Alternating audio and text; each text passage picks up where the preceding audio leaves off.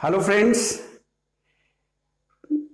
मैं राजीव पाठक आप सबका अपने YouTube चैनल प्रयागराज पाठशाला में स्वागत करता हूं। I welcome you to our YouTube channel Prayagraj Pathshala. As you know, you are regularly provided with the videos of spoken English as well as English of competitive classes, whether it is grammar, word power or practice set. But this video is especially for those who want to learn spoken English. ये video basically उनके लिए है जो कि spoken English सीखना चाहते हैं। आपको साइमल्टेनियसली स्पोकन और ग्रामर, वर्ड पावर, इन सब की वीडियोस और लाइव क्लासेस मिल रही हैं। बस आप लोग ऑनेस्टली पढ़ें। अब हम जहां तक स्पोकन इंग्लिश का सवाल है, यहां पे मैं आपको रेगुलर प्रैक्टिस करा रहा हूं प्रोनाउंसिएशन का, साथ में लाइफ के हर एस्पेक्ट को टच किया जा रहा है। अगर आप हमारी स्पोकन इंग्लिश की जो वीडियोस हैं उसे शुरू से अंत तक देखते हैं तो आप निश्चित तौर पे धीरे धीरे करके आप देखेंगे कि बस 1.5 से 2 महीने के अंदर आप फर्राटेदार इंग्लिश बोलना सीख जाएंगे। आपको इंग्लिश बोलने से कोई नहीं रोक सकता।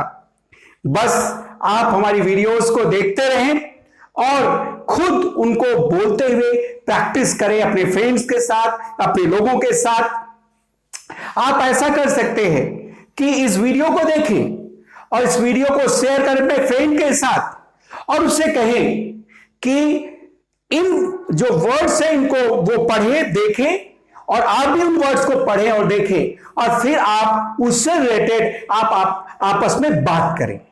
अब जैसे आज हम कुछ लीगल टर्म्स को, जो एक सामान्य कानूनी प्रक्रिया के जो सामान्य सेंटेंसेस हैं उनके साथ आया हुआ हूं, और ऐसे में अगर आप इन सेंटेंसेस को पढ़ते हैं, देखते हैं, तो निश्चित तौर पे मानिए कि आपको अगर कानून से संबंधित किसी तरह की बात करनी होगी तो आप सामान्य तौर पे, मैं नहीं कह रहा कि आपको मैं वकील बनाने जा रहा, लेकिन सामान्य तौर पे आप कानून से संबंधित जो सेंटेंसेज हैं, जो वर्ड्स हैं, वो आपको यहां मिल जाएंगे।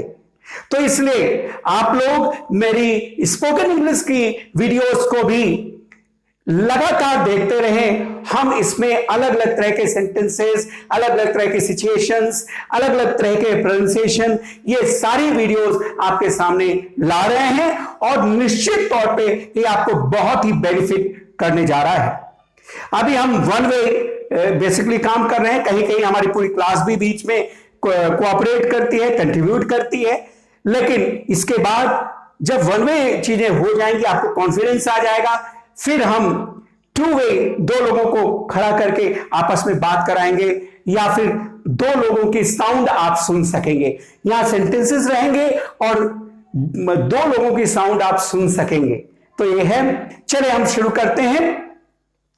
अगर ये कहा जाए कि ये अवैध काम है तो this is an illegal act. Illegal means अवैध। This is an illegal act. आप ये भी कह सकते हो this is unlawful. Unlawful means गैर कानूनी। गैर कानूनी। और there is another way to speak this word, this is against law.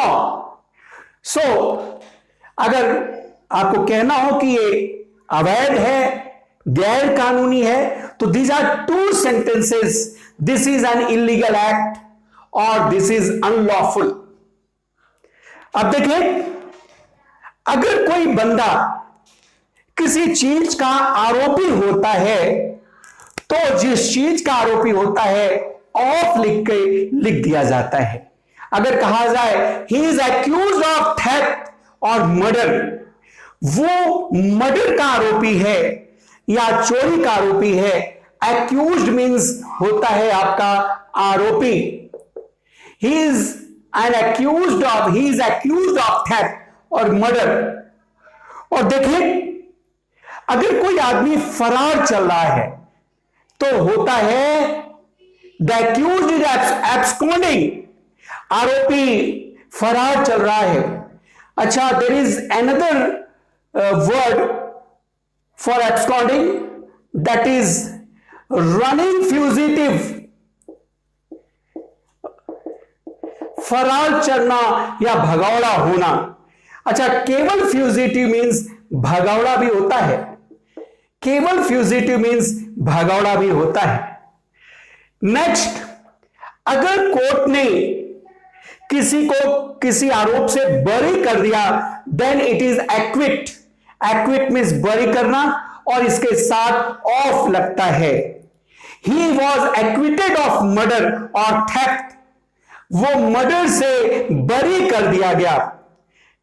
The court has acquitted him of murder, court ने उसे मर्डर से बरी कर दिया है। The court has acquitted him of murder. और ध्यान दें, बहुत सारे लोग फर्जी दस्तावेज लगाते हैं, तो it is called forge documents. Forge documents means फर्जी दस्तावेज। दीज आर फोर्ज डॉक्यूमेंट्स, ये फर्जी दस्तावेज है। फोर्ज डॉक्यूमेंट्स, फोर्ज मींस फर्जी, डॉक्यूमेंट्स मींस दस्तावेज, ये है। देखिए, हिंदी में बोला जाता है गवाह, तो इंग्लिश में बोला जाएगा he is an eyewitness. Eyewitness means गवाह, he is an eyewitness, वह गवाह है, he is an eyewitness. So these are the sentences related to legal terms. अब ध्यान दें, कभी कभी होता क्या है कि किसी डर से या दबाव से या आपसी समझौते से होता क्या है कि जो गवाह है वो पक्षद्रोही हो जाता है। For example, he has seen murder, but in court he says, sir, I have not seen the murder, या I do not recognise this person. Some people has told me that Mr. X was involved in murder. That's why I thought that he is Mr. X. But I really do not recognize this person. So the court acquits that accused of the murder. तो इस तरह से अगर कोई आदमी पक्षद्रोही हो जाता है, यानी है तो वो गवाह लेकिन अपनी बात से मुकर जाता है, then you say turn hostile. The witness has turned hostile. Now, अगर जो है आप किसी के अगेंस्ट कोई सूट दायर करते हैं, कोई लीगल केस, सूट मीन्स क्या होता है? Legal case. Suit means legal case, legal case. तो I have filed a suit against him. Now the court has sentenced him to death. Court ने उसको मौत की सजा दी है। सेंटेंस टू डेथ मींस मौत की सजा देना। यहां ध्यान देने वाली बात है, अगर किसी को दोषी करार देना होता है, किसी को दोषी करार देना होता है, देन इट इज कन्विक्ट। जैसे the court convicted the accused, court ने आरोपी को दोषी करार दिया। कन्विक्ट मींस दोषी करार देना। देखिए, लॉयर क्या होता है कि जब जिरह करते हैं उसी समय जो गवाह वगैरह होते हैं उनसे जब वो आर्गुमेंट करते हैं तो क्रॉस एग्जामिन करते हैं। एक प्रश्न पूछा, फिर उसी से रिलेटेड दूसरा प्रश्न पूछा। तो my lawyer cross examine the witness, मेरे लॉयर ने जो गवाह था उससे क्रॉस एग्जामिन किया, उसे जिरह किया। The defence council argued the case well. Argue करना मतलब होता है बहस करना। तो जो बचाव पक्ष था, डिफेंस काउंसिल मींस होता है बचाव पक्ष, उसने केस में अच्छी तरह से बहस की, आर्ग्यू किया। आर्ग्यू मींस बहस करना। So now you have seen that these are the words that are specially used in legal terms or in legal sentences. So I hope you will never make any mistake while using these words. These are very common words that you use while telling about any case, any witness, or you use these words in court or in police station. So don't miss these words. Practice these words. Make sentences of these words, and you will find yourself perfect while using these words. I hope this class would have been very useful to you. It would have been very interesting, and with the same type of videos I'll be again with you. Thanks a lot.